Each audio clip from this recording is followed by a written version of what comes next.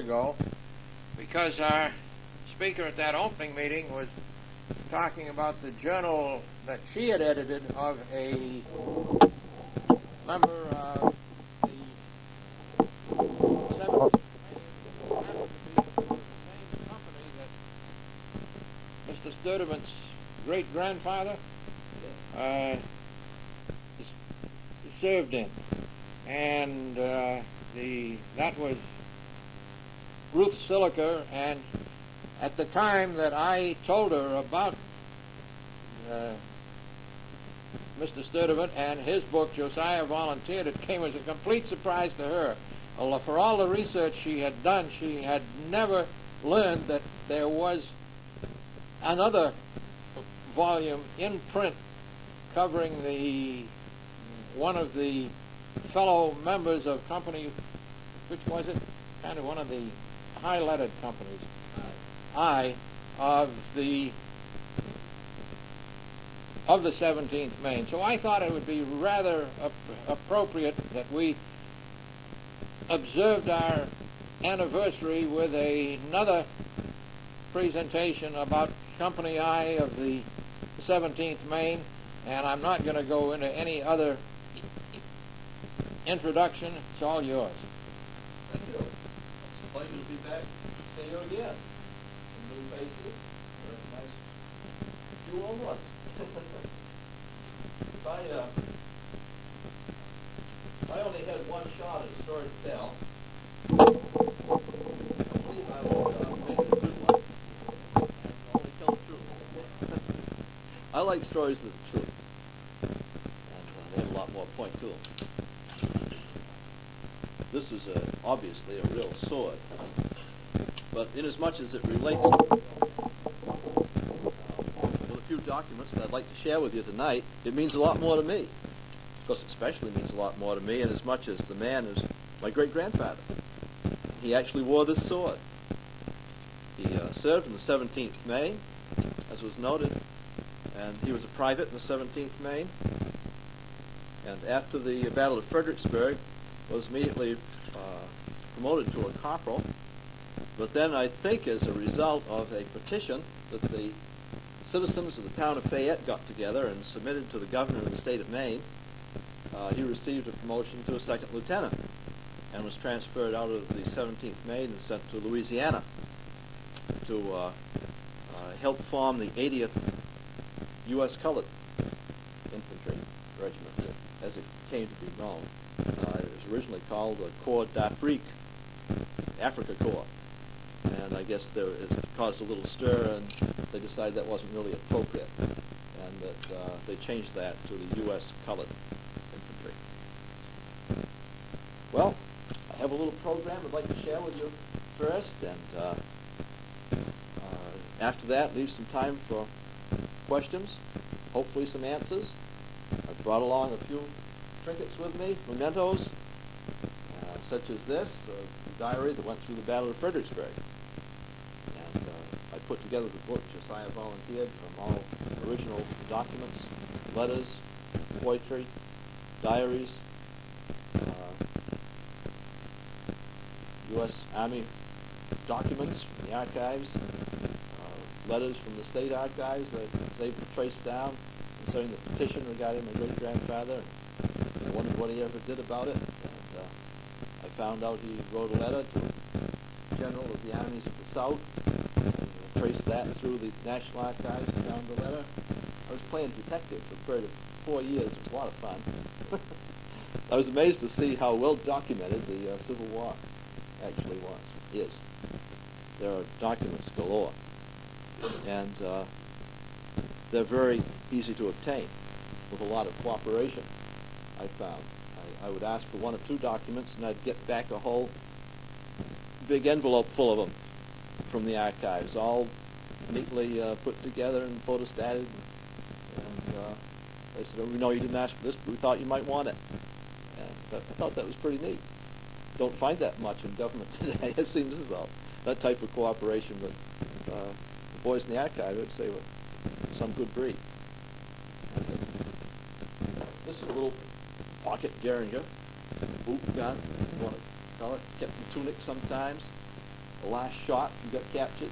And Josiah, as he served in the U.S. Colored Infantry, was in a rather dangerous position, as they were considered to be guilty of insurrection upon black regiments. They were not accorded the niceties of war, and so the President of the Confederacy said that any officers, their wives, their families were to be shot who organized the blacks in the regiments. And they were. Some of you may have recalled the massacre of Fort Pillow. Any of you ever heard of that one? Nathan Bedford Forrest, the organizer of the Ku Klux Klan, and he seemed to enjoy carrying out the orders to immediately kill all officers and their families, as well as the troops, the blacks that were caught serving in the Northern Army. Well, I think I'll just kind of get on here with a few slides that may stir up a few questions in your mind, hopefully.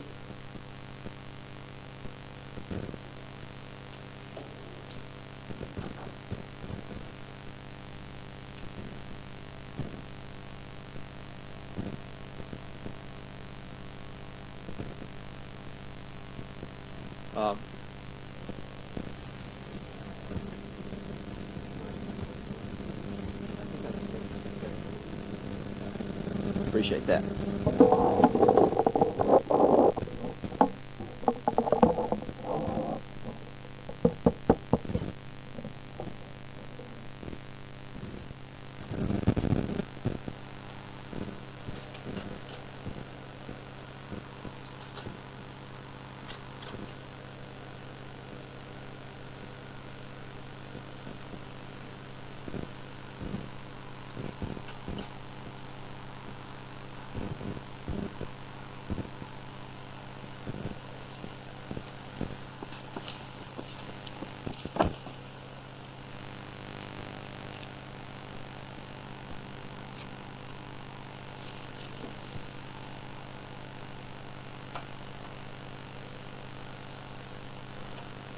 Well, there's an old homestead in the town of Fayette that means a great deal to me, and it's home to me and my family today.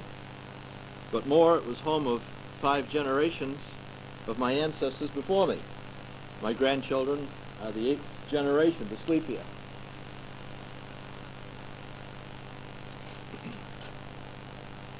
At a time when other homes in Fayette were log structures similar to this one of a modern-day Fayette homesteader,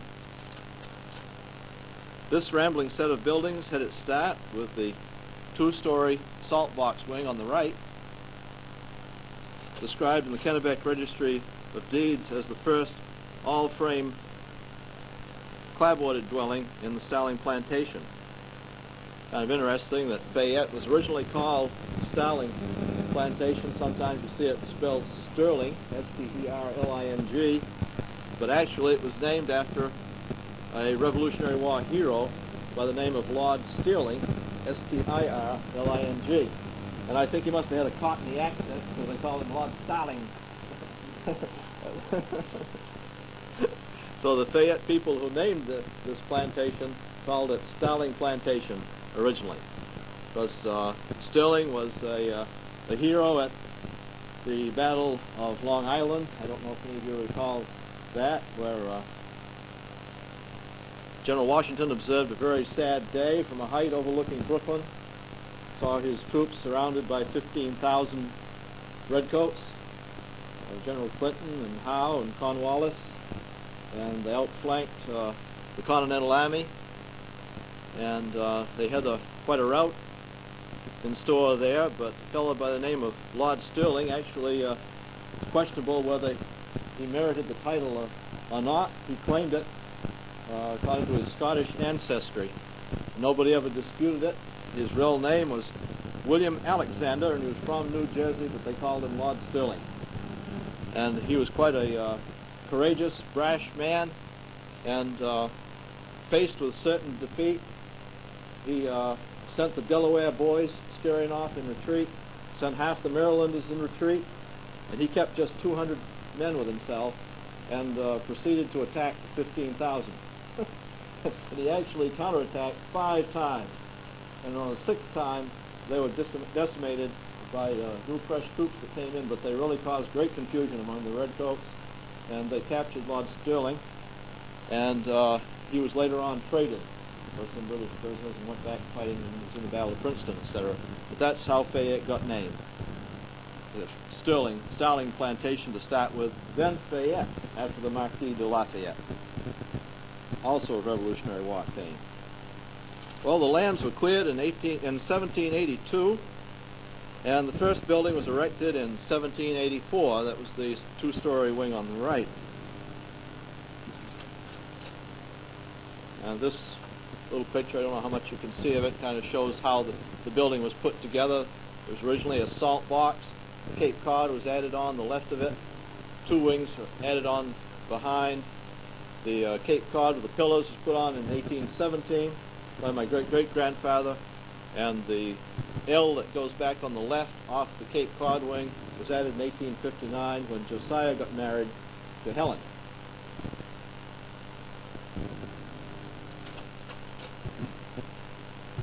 Well, we look off from our farm to the west, and we see a beautiful view. I have a little brochure up here about our bed and breakfast farm vacation house that we have now here, and it brags about our 60-mile view.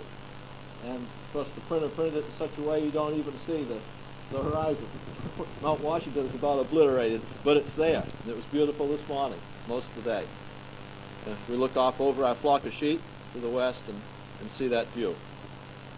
But I think for me, the view that I appreciate most, love most, is the view this afforded me through letters and other documents I'd like to share with you a little bit, give you a taste of it tonight. And that's, of course, Mount Washington on the horizon.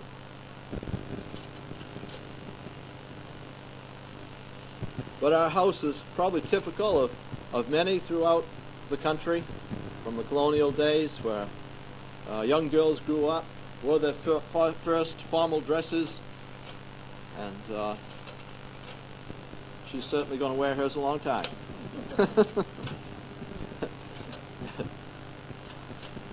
And there were marriages there. Great Uncle Charles here with Aunt Nell. The teenagers grew up much like teenagers today, loving their own style of music. My great Uncle Charles there lived in the house with my grandfather. They were great singers. They liked to play the guitar and sing. And my great Aunt Maud says that Charles would lean back and his jaws would open up, and if one gets too near, there's danger of being swallowed up. He was pretty enthusiastic in his singing. Not so enthusiastic in doing the chores around the farm. And so when Josiah and my great-grandmother Helen went away, as they did later on in their life for months of years, they went to Washington, D.C. My great-grandfather ran the first elevator in the U.S. Senate. After the war, my great-grandmother took in washings and ran a little boarding house. They left the older kids back home to tend the farm. And, of course, they liked to rat on one another on how they went doing the chores. And so Maud wrote to her mother, sometimes Charles milks before noon, and sometimes he don't. The printer put in not there, but it's don't. That caused, I'm sure, a little consternation among Mom and Dad. But the records say that they couldn't raise much on that old farm, which is why Josiah went out and found himself a job as an elevator operator. It's pretty hard growing crops on a rock-bound Maine farm. And my grandfather wrote that not much is being grown in Fayette, but there's quite a crop of babies. And that's about all it's good for, raising the kids. Well, a lot of Maine boys decided after the war that there were greener pastures elsewhere. Some went to California, some went to the Midwest. Josiah went to Washington, D.C. for about 6 months a year. And of course, there were young people that were, and old people dying of diseases we don't think much about today, but they were common then, and they decimated whole families. They wiped them out. Tuberculosis, typhoid, scarlet fever. And great Aunt Maud here died of consumption, they called it then, or tuberculosis. we call it nowadays, pretty much wiped out as a disease in this country. But she, her mother, my great-grandmother, Helen, was told by the doctors the only way Maud would be cured is to take her to California. And so the family was broken up again.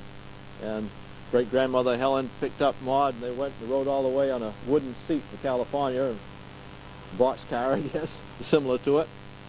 And we're out there a couple of years seeking a cure for Maud in the climate. Of course, she wrote that she knew she was dying to my grandfather, her brother, and she says, but it's lovely to go to heaven by way of California. Considered it a vacation.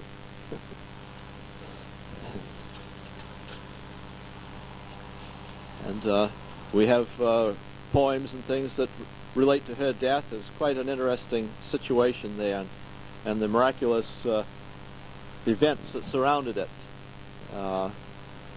How she had a father in Washington, D.C. who didn't have the cash to make more than one trip, and her mother kept pleading with the family, you better come out if you want to see Maud again. She's about ready to leave us, and that went on for about a year, but then at the last moment, Josiah seemed to know when to go, and he went and spent a couple of days with her before she died. And it says in the records they sang hymns around her bedside her last hours, and her last words were a prayer. And this is recorded in this poem. That little prayer she whispered at the last is, now I lay me down to sleep, she said. Then a blessing on each one she passed, and with the final prayer, her spirit fled.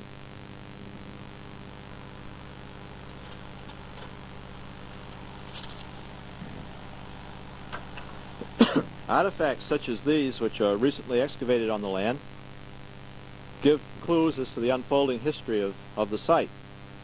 A flintlock mechanism, an old lock with a brass escutcheon on it that has the mark of a King George patent. But it's more than a house. It's a memorial, if you want to call it that, to those persons who have fought and worked for it, lived in it, not the Lafayettes of history, but simple common folks, like most of us, like Andrew Sturtevant, picture here, who first enlisted in the cause of the American Revolution as a teenager, 16 years old, in 1776. He was mustered out in 1781. 5 years later, he served 2 enlistments, and he came to Fayette to stake out a claim on the frontier of his new country's existence. No, by any chance there a glass of water? I have a little tickle in my throat, kind of had to talk around. Maybe it's the cold, dry air. Appreciate that.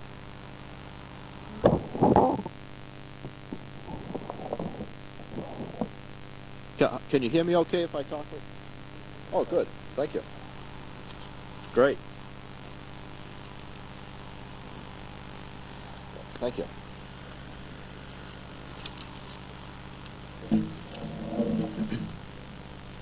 So this is Andrew Sturtevant,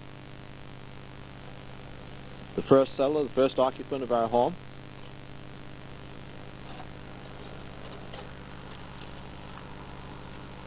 Today the forests have pretty much converged in on the old farm compared to what it was back 150 years ago or so. Thank you.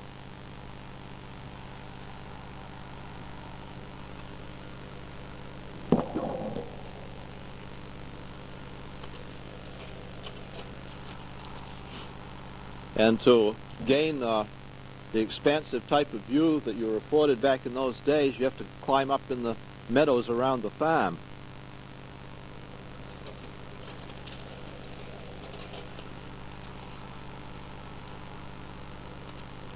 Here's our largest remaining field. It runs from the farm in the background down to the Fayette Baptist Church in the background here, south of the farm. This church, incidentally, was built by Josiah's father in 1835-36.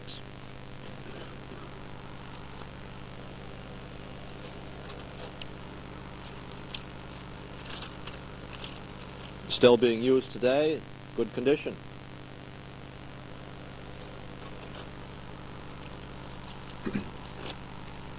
With our children, my wife and I, Lita back here at the table, we often climb up in this bell tower to marvel at the scenery and to speculate as to how much more expansive the view must have been back in the days of our forebears.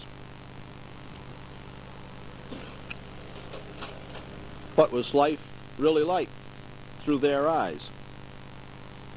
The vantage points of Fayette's high pastures and bell towers perhaps isn't the best place to view life through the eyes of those who have gone before us. I believe the best such vantage point may be found in letters, diaries, poetry, documents that we found on the farm and among relatives throughout the country.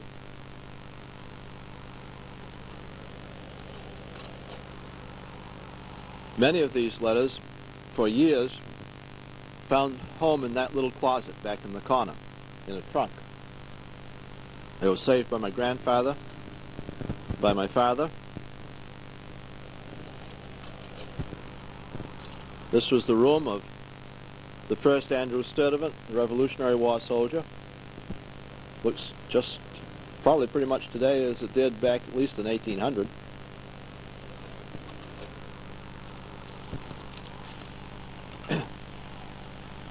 When my father died back in '74, my mother called me one day and said she was cleaning house and found this trunk full of letters and old documents.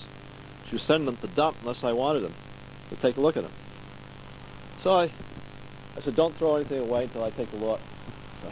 I went down there and got fascinated going through that trunk and finding letters that dated from way back in the 1850s to the 1930s, and found myself mentioned in them by my great-grandparents. I could hardly recall my great-grandmother. My great-grandfather died long before I was born, but I had known my great-grandmother. She lived to be almost 95, a short time of her birthday, and I found documents from her that kind of jogged my spiritual side, you might say, that I found an awakening in looking through those documents, finding the spiritual side of my ancestors, what they wrote in their private moments in their diaries, and what they wrote to other members of the family, what my great-grandmother did making me birthday presents, such as this one here, in 1929, to Arnold Sturtevant. The middle name is after an evangelist back in 1817 who paid a visit in our area, and from great-grandma Sturtevant. And I found out that she was getting my dad to bring me down there to the farm, and she would spend time while he was playing his banjo with Uncle Charles and his guitar. She'd sit me on her lap and lead me through the family Bible, which is an illustrated Bible. And she wrote 7 days before her death in 1933 that she wanted my father to bring me down one more time.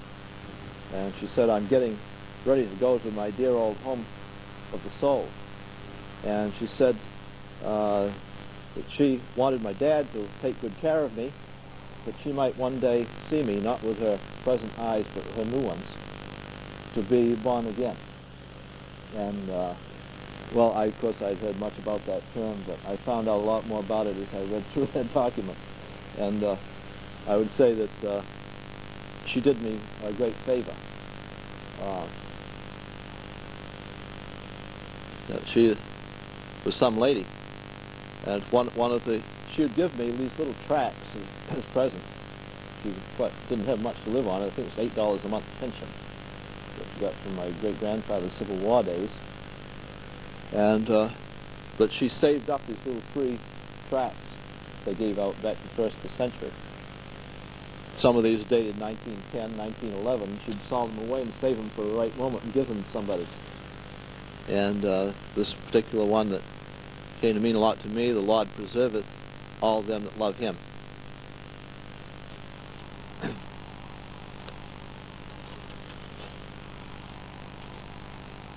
Well, I got reading fascinating documents I just couldn't put down. I had to go back and start putting them all in chronological order. I took the whole trunk full and leave my mother that mess.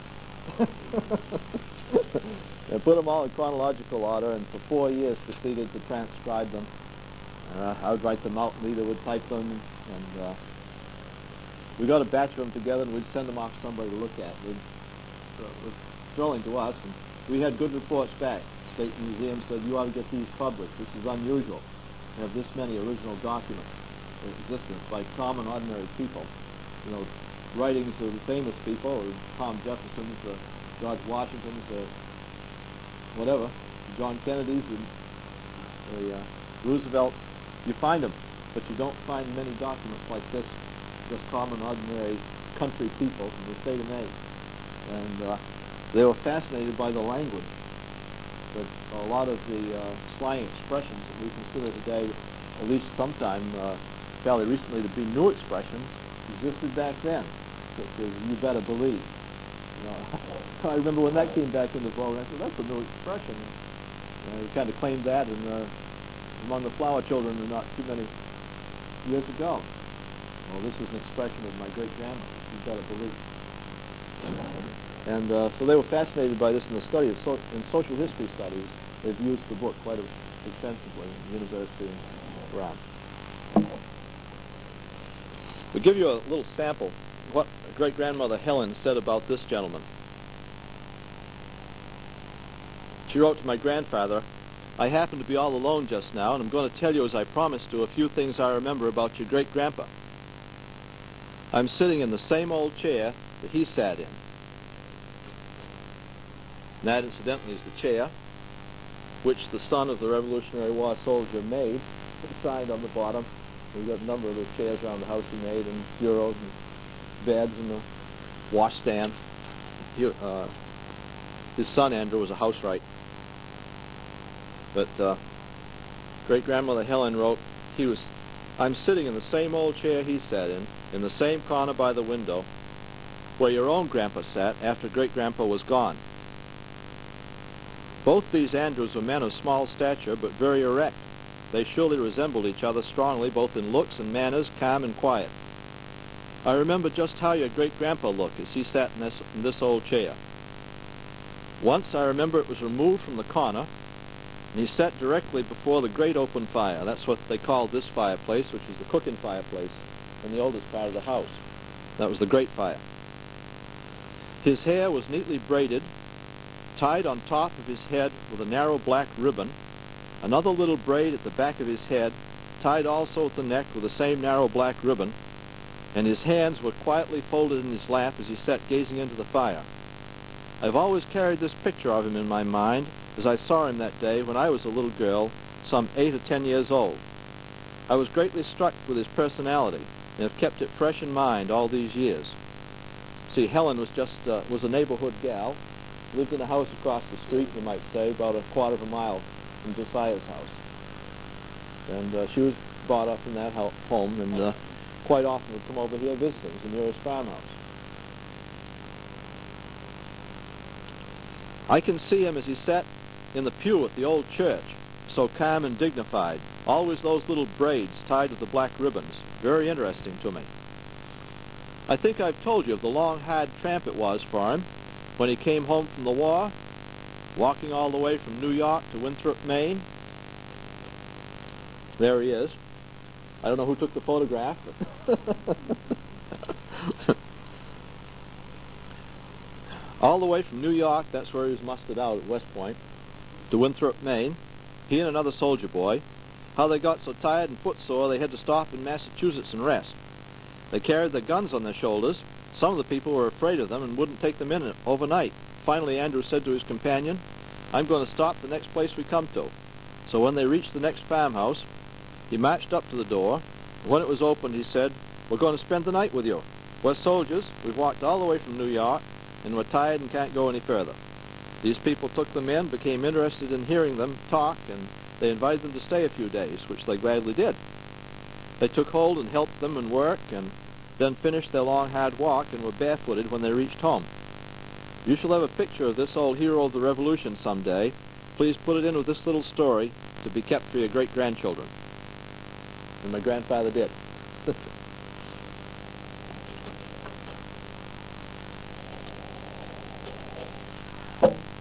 Well, there was this old Indian basket that my great-grandmother had, and I do remember that very clearly when I was a child. She always kept it in the front parlor closet, and the basket contained many things that delighted a child. And there are a few of them. I used to fish out when I went down there, and my great-grandmother would let me play with them. There's that little derringer. That was quite fascinating to me.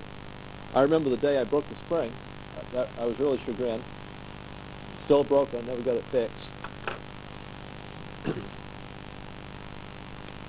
But there were many interesting mementos here that my great-grandmother wanted to use to indoctrinate succeeding generations, you might say, to the importance of what went on before them.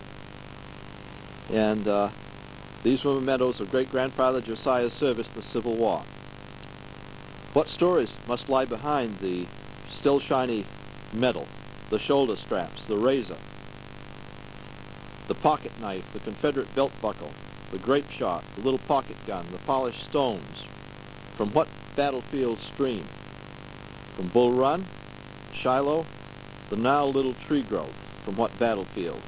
Wilderness, Port Hudson, the bomb fuses dated February 1862, the year of Antietam and Fredericksburg.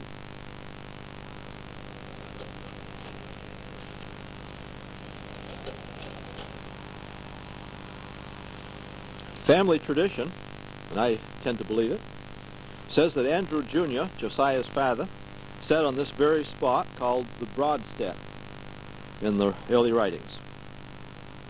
This was on the addition that was built about the year 1817. And Andrew Jr. read in a newspaper one day of Governor Israel Washburn's call for volunteers to fight in the War of the Rebellion. Andrew planned to attend a meeting at the townhouse where recruiting officers would have such a difficult time finding volunteers. This is a story that was handed down from my great-grandmother to my father, to my grandfather, to my father, to me.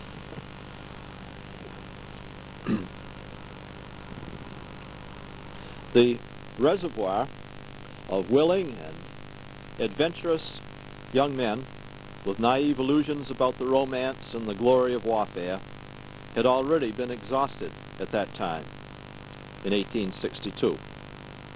Rather than finding quick glory as expected, prior enlistees were experiencing death in shocking numbers in the spring of 1862 at Shiloh, at Fair Oaks, Malvern Hill, where this boy, by the name of Edwin Jennison, met his death, a haunting face from out of the past.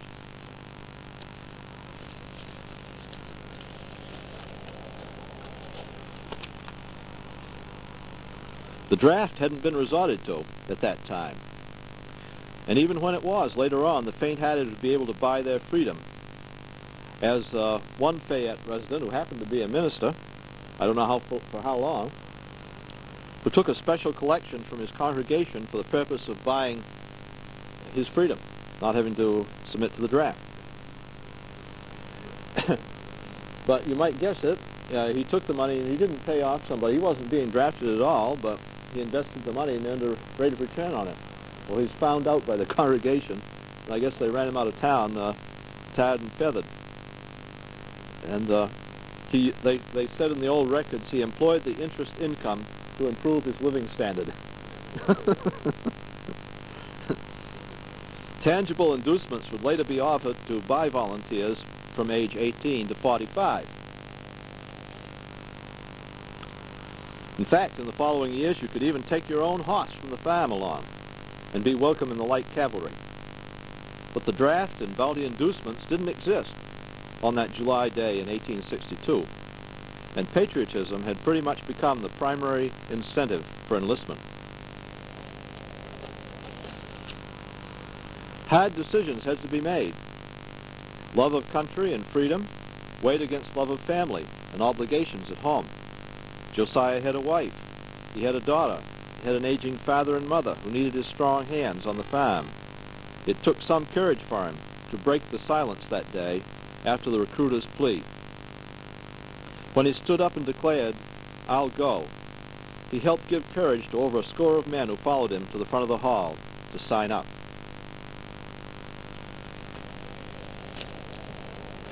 Of course, that's where I got the title, Josiah Volunteered. When no one stood up, the early record said he did, and others followed him. Josiah said, "I'll go."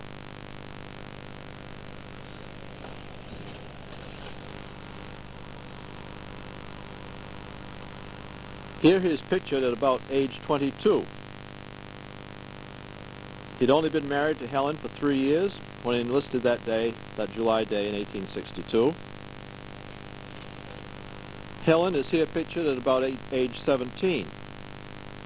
The love expressed in her poetry indicates that the parting must have been a hard one. She wrote, "There was once a maiden, young and fair with soft brown eyes and chestnut hair, who loved a stalwart youth and true, and he returned her loving too." She wrote a poem to her husband on a wedding day, and she said, "'Tis for thy head, my breast a pillow e'er shall be, those moments sweetest and most blessed, which I can spend with thee. O while we journey on below, as hand in hand we roam, my steadfast love no change shall know, till God shall take me home. Your wife."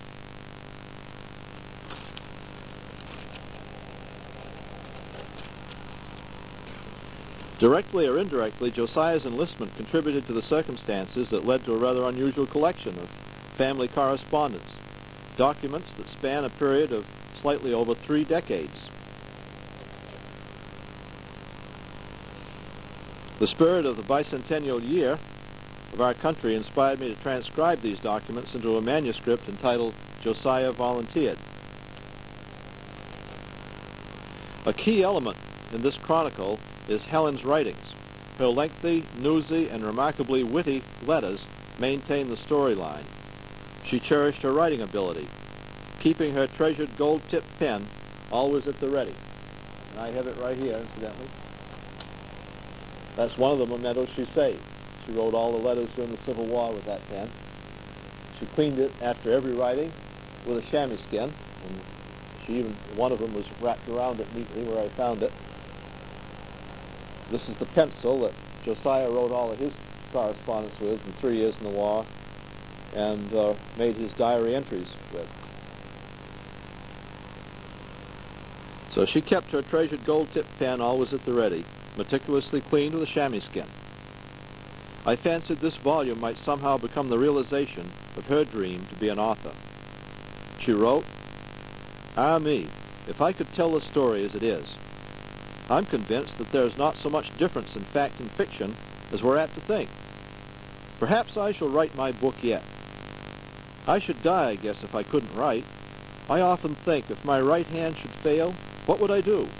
And if my poor letters are any comfort to you, I am more than glad to write them."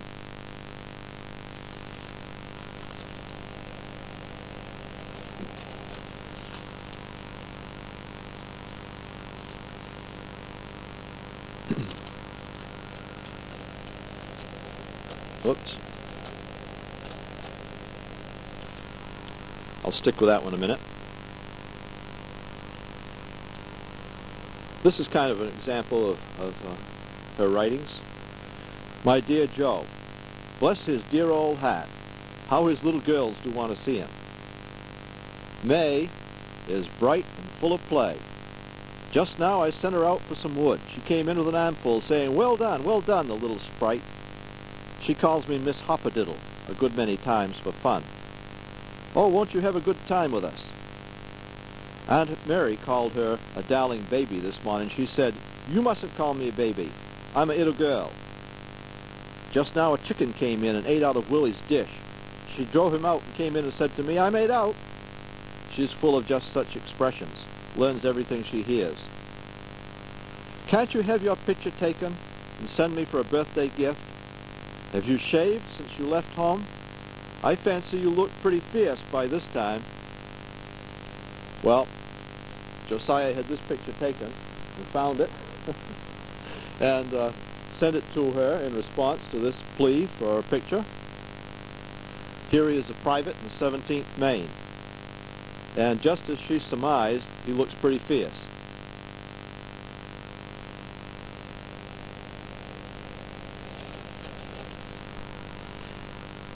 Helen wrote of the trials of waiting on a constantly sick Grandma Chase just up the road, a venerable hypochondriac who insisted on having members of the family watch over her 24 hours a day. She wrote to Josiah, "Grandma Chase is getting well as fast as she can, eats all the time. Mary watched with her Sunday night, and in the course of the night she ate 4 rich cookies, drank tea. She wants strong tea. I don't know how many times a day or night, eats baked beans, peas, pork, and all the hearty food a well person can manage. Yet she will have constant watching and declares she'll never get well. Mary remarked the other morn that if it could have been the Lord's will, it would have been much more to the old lady's credit to have died." So you see, she had a little sense of humor, too.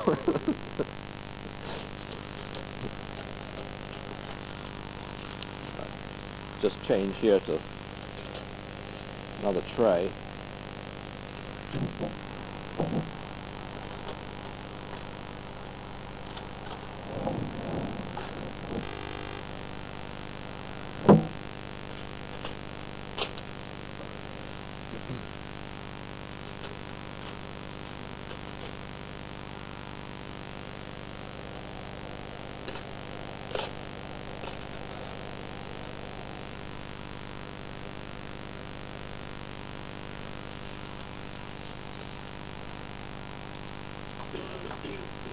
Well, the 17th Maine Regiment was raised by enlistments during the last 2 weeks of July and the first 2 weeks of August, 1862.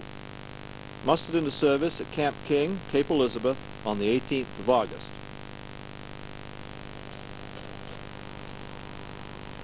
It left the state on the 21st of August and arrived in Washington, D.C. on August 23rd, ordered into a line of forts on the outskirts of the capital, one of which is pictured here. After perfecting its drills and artillery and infantry for several weeks, it was considered ready to march to battle on October 7, 1862. 1.5 years had passed since the first gun was fired at Fort Sumter, South Carolina, April 6, 1861. The Northern war machine was fast developing. Union troops trained in the capital's surrounding forts sometimes choked Pennsylvania Avenue in seemingly unending ranks as they passed in review. Still smarting from bloody Confederate stings as the defeats at Manassas, 1st and 2nd Bull Run, President Lincoln pressed his generals for action, frustrated by what he suspected to be the timid over-preparedness of his troops. Union troops now outnumbering the rebel army by over 3-1. Lee had just struck a daring invasion into the north, circling the capital.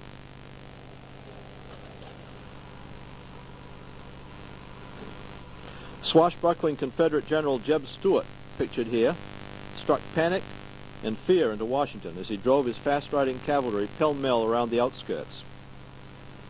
He wrote, "We must substitute spirit for our numbers. Therefore, I strive to inculcate in my men the spirit of the chase," unquote. And that he did, as he successfully badgered the Federal Army, eluding the chasing Union cavalry, commanded by his own father-in-law, incidentally. Of his father-in-law's defection to the North, Jeb Stuart said, quote, "He will live to regret it, and that continuously," unquote.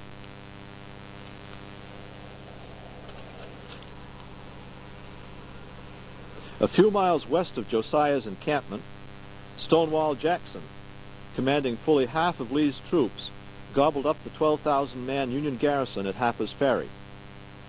And from the Harper's Ferry arsenal, the Confederates gained 15,000 rifles and 70 cannon, much-needed guns that would soon be firing on the 17th Maine.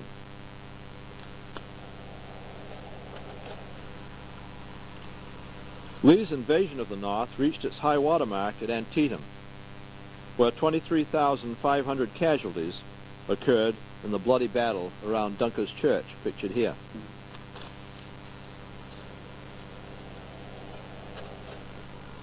Both armies were severely shattered. Lee turned again southward, and Union General McClellan, with chronic hesitation, failed to pursue for a full 36 hours after the battle. Lincoln was furious. Exasperated by McClellan's procrastination and excessive caution, he fired Little Mac as commander of the army and appointed General Burnside in his place. Burnside, anxious to produce immediate results, decided to conduct a Virginia campaign right to Richmond, capital of the Confederacy, by way of Fredericksburg. While these decisions were being made, Josiah had 1 day's leave to visit the capital, and he noted the highlights in his diary.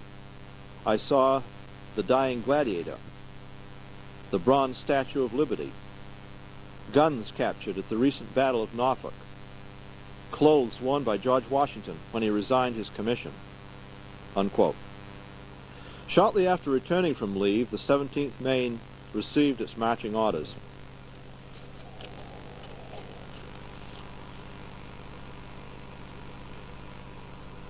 Preparing for the march, Josiah wrote in his diary, "All is hurry and bluster. In secret prayer this morning, desiring above all things the smiles and direction of God. I was prompted to open my Bible for a comforting word, twice opened to the 107th Psalm, verse 7, and he led them forth by the right way."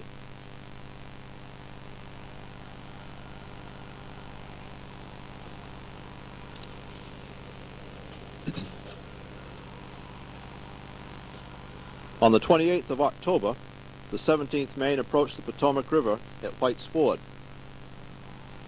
Don't have another one of those cough drops back there, do you? That worked very well.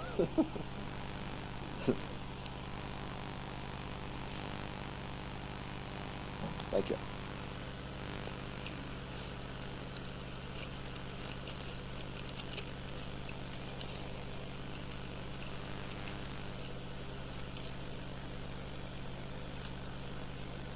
That can be considered the price for admission tonight. Thank you.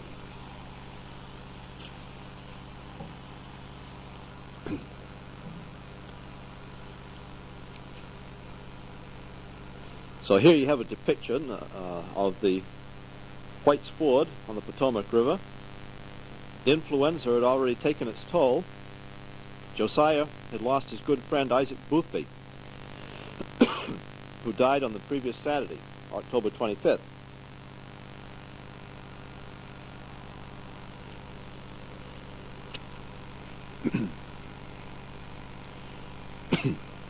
His death strikes a gloom over our crowd, for he was one of our best men, wrote Josiah.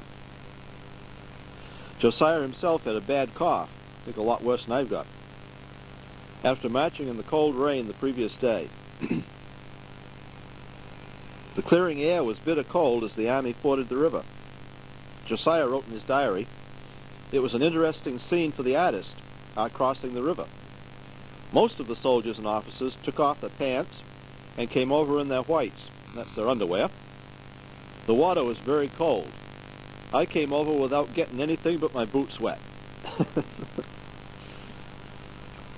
So apparently he took off his whites too.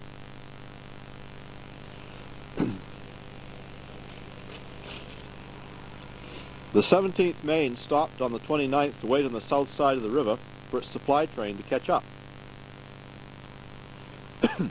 "Have been ready to march all day," wrote Josiah. "Waiting, we suppose, for the wagon train excuse me, and supplies to come over. Have had but one hard bread today.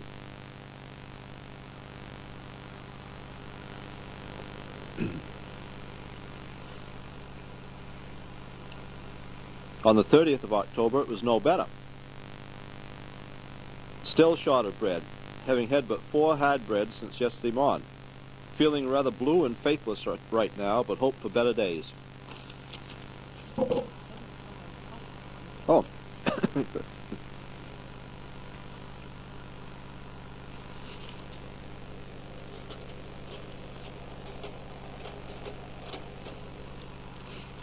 On Sunday and Monday, November 2nd and 3rd, the regiment swung southward through Leesburg, Virginia, where they could hear the heavy gunfire just over the hill, as the armies skirmished in the Confederate retreat from Antietam. Josiah wrote in his diary, "We hear the heavy firing in the northwesterly direction. Which course we're to take, we know not. Whatever may be before us, may we be prepared to meet it. That my trust may be in God is my earnest desire. What a way to spend the Sabbath, God's holy day. I long for the quiet Sabbaths of home. We expect to see something of what we're here for soon. Thank God for health and the strength to endure these marches."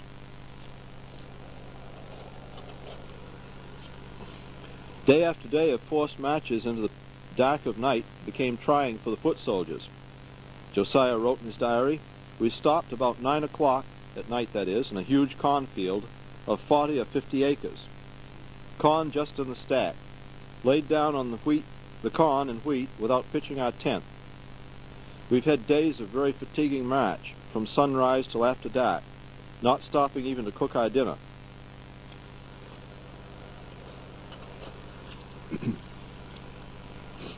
As Josiah trod through the high country from Mount Gilead through the Bull Run Mountains, he suffered from the onset of an early winter, writing, "It was very cold, a snowstorm. Suffered considerably. The men suffer a good deal nights. I have a very bad cough. While we're on the march, it's very difficult to do anything about it. I'm sore from coughing. It's hard and growing harder. I'll trust to Providence and go forward. The Lord's very good to me. May my trust always be in Him. Bless His holy name." He deplored the plundering that he observed, writing, "The boys took a vast amount of honey yesterday, almost any quantity of fresh meat. This plundering does not seem right to me. It's calculated to demoralize the army. Oh, the evil tendencies of war, when will it cease? May the Lord sustain and keep us from all wrong."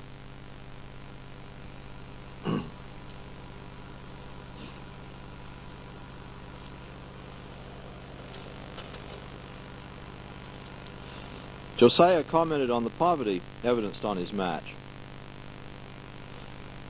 He wrote, "The country through which we are passing is very poor, there being here and there a poor-looking hamlet, hardly worthy of the name of a house. I can but notice the difference between this country and New England, with its thrifty homes. A country naturally beautiful and productive. What's the reason for this difference? Slavery," he wrote, with 2 exclamation points. Arriving at Fredericksburg for Thanksgiving, he found conditions a far cry from the holiday at home. He could still be thankful for 3 tripe. He wrote, "This is Thanksgiving in Maine, the first I've ever spent, I believe, away from home. I can but think how different with us than our friends at home. Most of the men have nothing but hard bread, and very little at that."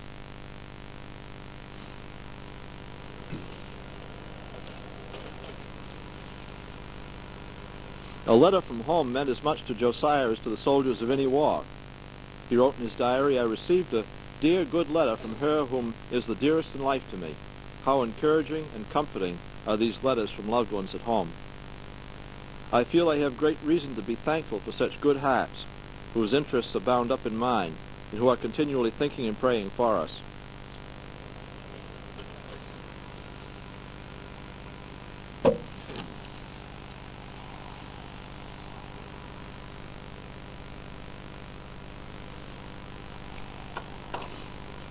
Helen wrote in a letter to Josiah, "You dear old honey, how I do want to see you. I look out every night to see if I can't see you coming up the road. I sat by the window and watched the daylight fade away. Oh, I thought of you, dear. How many times we two watched the sun go down behind those western hills and greeted the dear little evening star. A sad kind of pleasure, looking back to our early days, so full of love and light-free happiness. I have faith to believe I shall put my arms around your neck and give you a kiss or two pretty soon."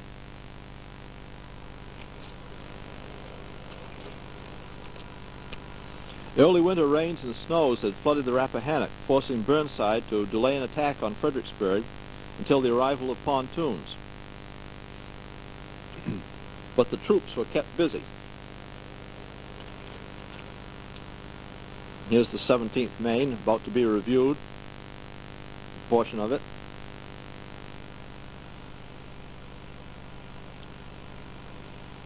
The weather is cool, Josiah wrote, feeling some like snow.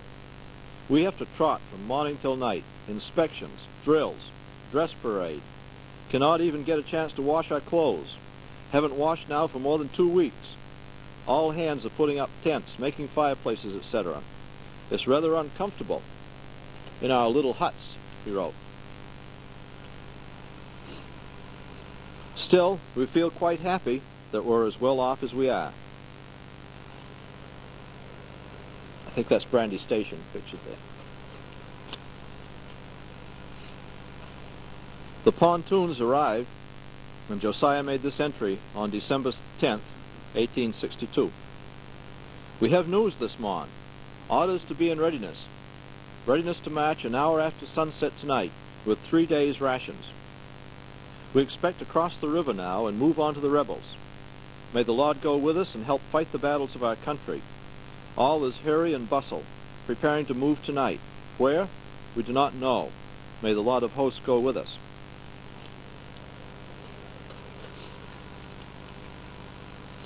The Union artillery opened up, preparing for the infantry advance.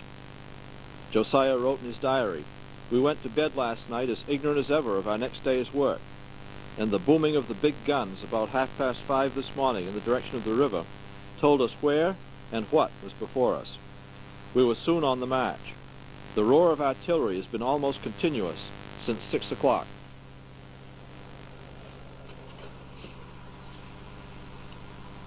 December 12th. He entered this in his diary on the battlefield.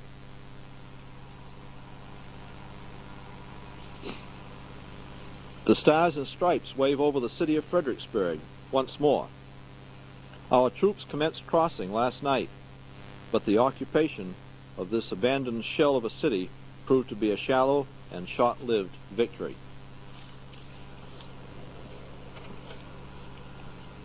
Burnside's delay, waiting for the pontoons, had given the Confederates time to move in a sizable, welcoming force onto Marye's Heights, a ridge circling the city. And Lee's army had erected extensive fortifications on their dominant positions, pictured here. The infantry prepared for battle, and Josiah wrote in his diary, "The cannonading has already commenced up and down the river. As we near the field of conquest, and necessarily of danger, how much grace one needs to carry him in without fear and trembling. And what a blessed consolation that the Lord is a prayer-hearing and a prayer-answering God." As one of Maine's great heroes of the war was in the 20th Maine, alongside Josiah in the 17th. He described what it was like crossing that pontoon bridge. Quote, "The air was thick with flying, bursting shells. Whooping solid shot swept lengthwise o'er our narrow bridge.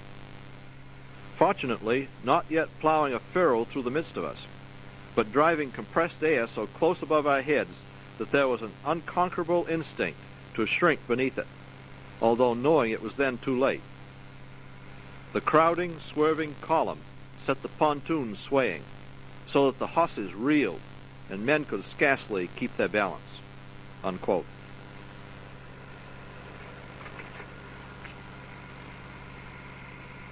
Lee had baited the trap well, and Burnside was quick to leap in and spring it.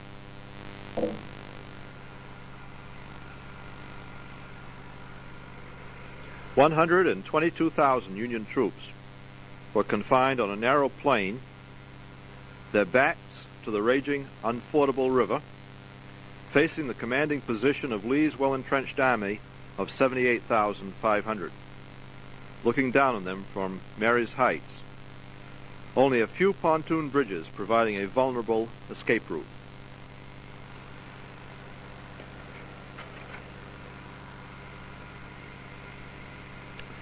The Union troops, confident as they marched through the ruins of Fredericksburg, struck for the hilltop, and the slaughter commenced. Sergeant Edwin Houghton of the 17th Maine described Josiah's first battlefield assignment. Quote, "Immediately ordered to the front, advancing over a mile at the double quick. As we came up, the rebels were just emerging from the woods in our front. in line of battle, intending to charge upon and capture one of our batteries. We were moved forward upon a slight ridge and ordered to lie down and commence firing. As we moved into position, the artillery of the enemy opened on us, and the shells flew merrily around us. This was our first experience under fire, and the sensation was not only decidedly novel, but very unpleasant. The men, however, moved nobly forward, dodging the murderous missiles as best they might. The field in which we were ordered to take position was plowed and quite muddy. As most of the men had just drawn new clothing, it was with some reluctance that they consented to lie down. But the orders of the officers and the more emphatic arguments of the rebel artillerists finally convinced them that the mud was the minor of the two evils.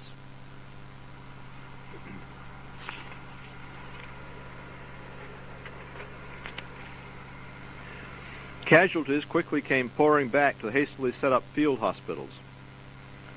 Still neat and unbloodied lines of green troops standing ready for their turn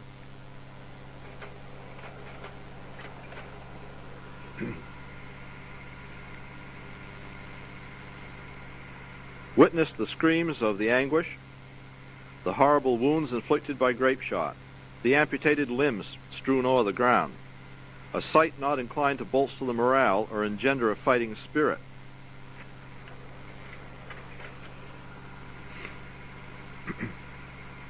Nathaniel Coleman, of Portland, Maine, pictured here, was hospital steward of the 17th Maine. He did his best to cope with it.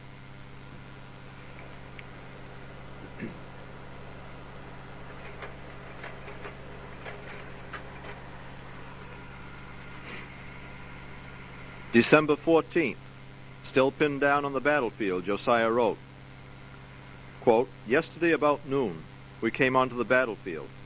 We were under fire from noon till dark. The shells flew thick and fast around us. We lay on our arms all night and all day today in front."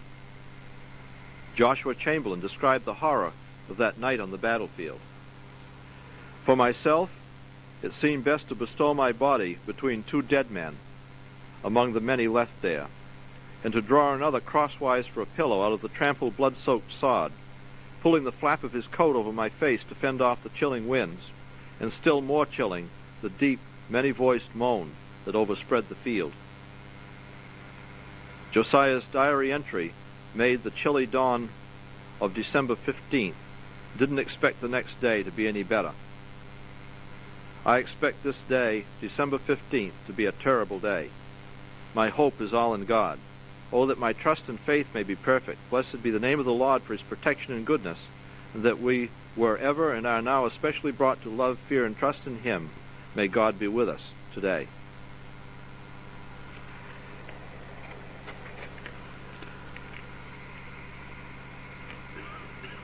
After 4 disastrous days on the field, the Union Army had had enough. His hopes shattered, Burnside ordered a retreat under cover of darkness on the 16th of December. Edwin Houghton, Sergeant 17th Maine, described the preparations. "Orders to pack up, without a loud word being spoken, to fall noiselessly into line. In silence we were soon formed, our tin dippers and plates carefully packed in our haversacks, and all our accoutrements so arranged that in moving they would not make a noise, when we quietly fell back to the rear a short distance. After being rejoined with the rest of the brigade, we started on the double-quick.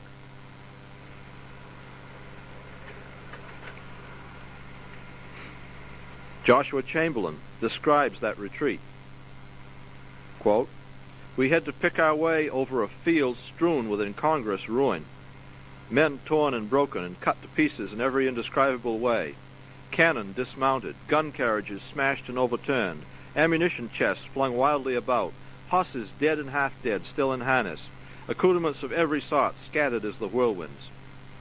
At midnight, the regiment recrossed the Rappahannock on pontoon bridges, silenced by sods and boughs."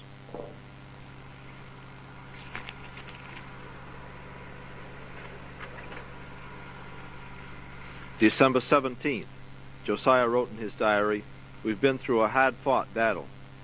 Certainly we are under greatest obligations to God for carrying us through such danger unharmed. Blessed be the name of the Lord now and forevermore. Fredericksburg had turned into a massacre. Burnside sacrificed wave after wave of his troops against the strong Confederate positions, only to be stopped short again and again in bloody carnage at what is called the Sunken Road at the foot of Mary's Heights. A thick stone wall protected the waiting rebels, thickly lined the roadbed.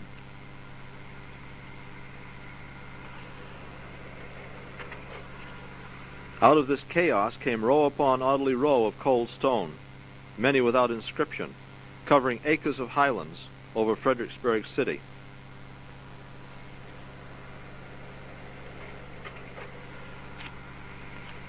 Over 20,000 casualties in this battle, 2/3 of them Union soldiers.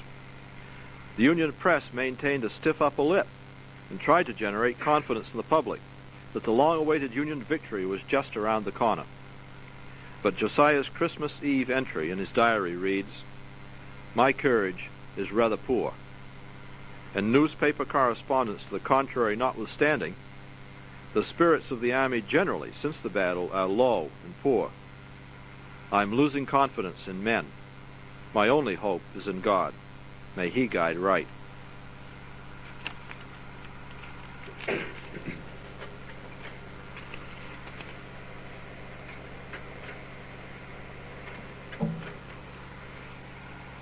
Well, I think maybe used up as much time. I've gone through kind of the first half here. Maybe someday, another year, you invite me back and I'll give you another